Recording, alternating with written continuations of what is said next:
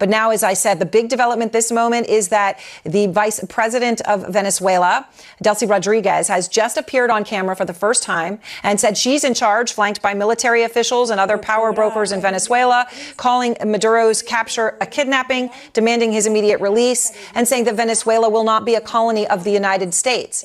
A defiant move, given that Trump has said his team's running the country and that she's doing everything they want. We have a major breaking news update in the ongoing story of Donald Trump's unilateral and unconstitutional regime change war in Venezuela. And that update is this. Mere hours after both Trump and Marco Rubio publicly boasted that the new interim leader of Venezuela, Nicolas Maduro's vice president, Delcy Rodriguez, would simply roll over for Trump and do whatever Trump ordered her to do, serving as Trump's puppet.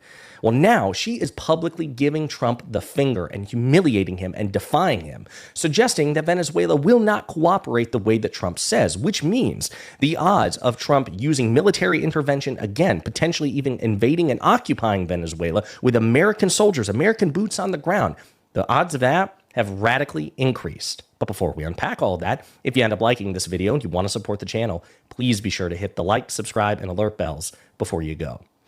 All right, folks, to unpack this, I got to start with reminding you about what Trump said just a few hours ago about Venezuela's interim leader. Weren't going to back Machado to come back and be the opposition leader in your Fox and Friends interview. And then you also mentioned the vice president of Venezuela. Are you going to work with the vice president of Venezuela, or how do you foresee the relationship going? I understand she was just sworn in, but she was, as you know, picked by Maduro.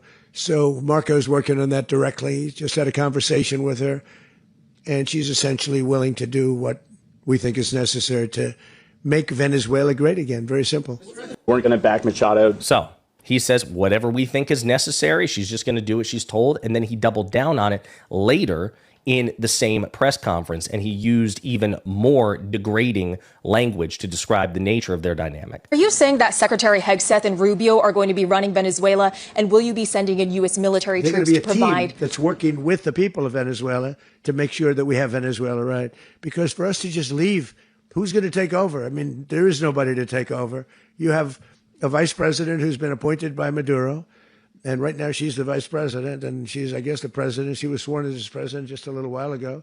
She had a long conversation with Marco, and she said, we'll do whatever you need. I think she was quite gracious, but she really doesn't have a choice. We're going to have this done right. We're not going to just do this with Maduro, then leave like everybody else, leave and say, let it go to hell. So he says she doesn't have a choice. And again,